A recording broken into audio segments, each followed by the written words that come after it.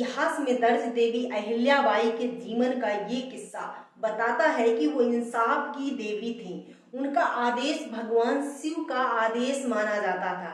आज हम देवी अहिल्याबाई की उन बातों की चर्चा करूंगी जो हम आप सभी को बहुत कुछ सिखाती हैं।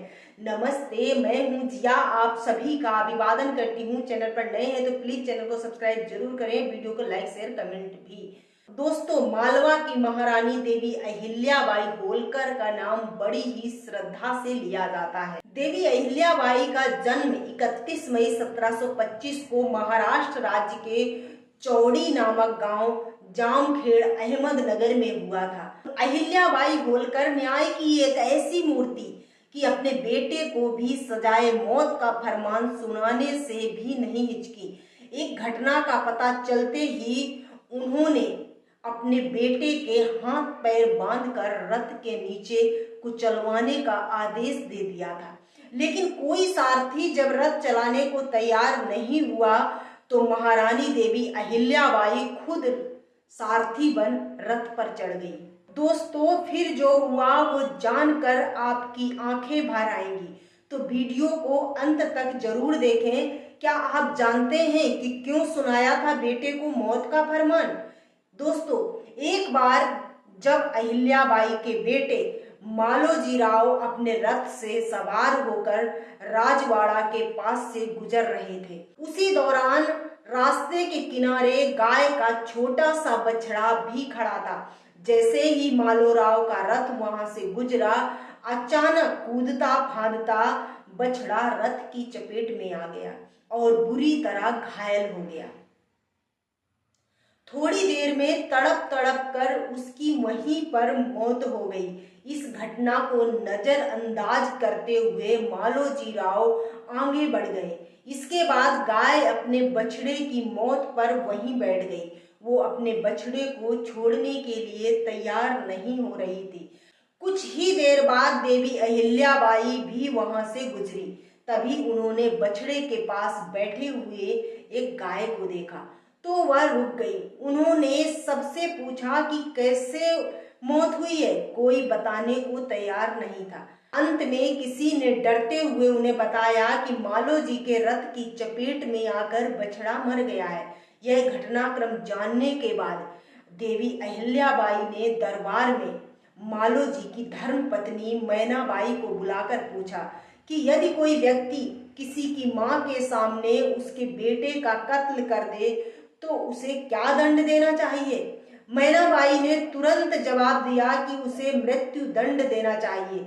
इसके बाद महारानी अहिल्याबाई ने आदेश दे दिया कि उनके बेटे मालोजी राव के हाथ पैर बांध दिए जाएं और उन्हें उसी प्रकार से रथ से कुचल कर मृत्यु दंड दिया जाए जिस प्रकार गाय के बछड़े की मौत हुई है।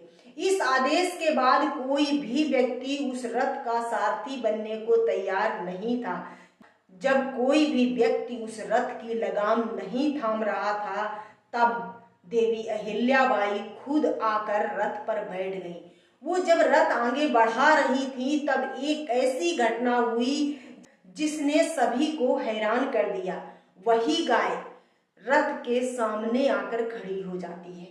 जब अहिल्याबाई के आदेश के बाद उस गाय को हटाया जाता है तो वह बार बार रथ के आगे आकर खड़ी हो जाती है।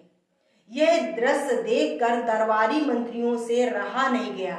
उन्होंने महारानी से आग्रह किया कि यह गाय भी नहीं चाहती कि किसी और मां के बेटे के साथ ऐसी घटना घटे, इसलिए यह गाय भी दया करने की मांग कर रही है। गाय अपनी जगह पर अड़ी रही और रथ वहीं पर अड़ा रहा। रजवाड़ा के पास जिस स्थान पर यह घटना हुई थी उस जगह को आज भी सभी लोग आड़ा बाजार के नाम से जानते हैं। महारानी अहिल्याबाई ने 1737 से 1795 तक मालवा की रानी के रूप में 28 साल तक शासन किया। अहिल्याबाई के शासन काल में संपूर्ण प्रजा सुख शांति और समृद्धि से खुशहाल थी और भरपूर थी। इसलिए लोग उन्हें लोक माता कहते थे। उन्होंने हमेशा अपने राज्य और अपने लोगों को आगे बढ़ाने का हौसला दिया। ओमकारेश्वर पास होने के कारण और नर्मदा के प्रति श्रद्धा होने के कारण उन्होंने महेश्वर को अपनी राजधानी बनाया।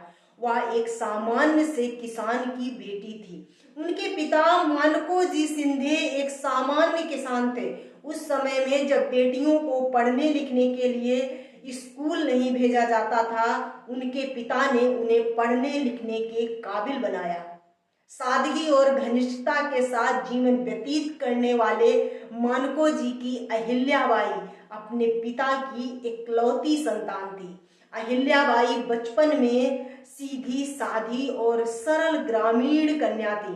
अहिल्याबाई होलकर भगवान शिव की परम भक्त थी और हर दिन शिव मंदिर में पूजन करने जाती थी। जीवन में इतने दुख झेल कर भी महारानी अहिल्याबाई होलकर प्रजाहित के लिए आगे बढ़ी। अहिल्याबाई एक ऐसी मिसाल है जिनकी कहानी हमें आप सबको कुछ न कुछ जरूर सिखाती है।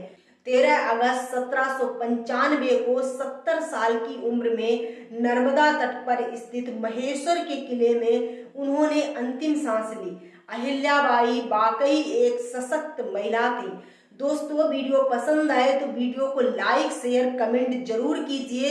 ऐसी कहानियों के लिए चैनल को सब्सक्राइब करना तो बिल्कुल मत भूलिए। मिलती हूँ अगली वीडियो में, तब तक के लिए धन्यवाद।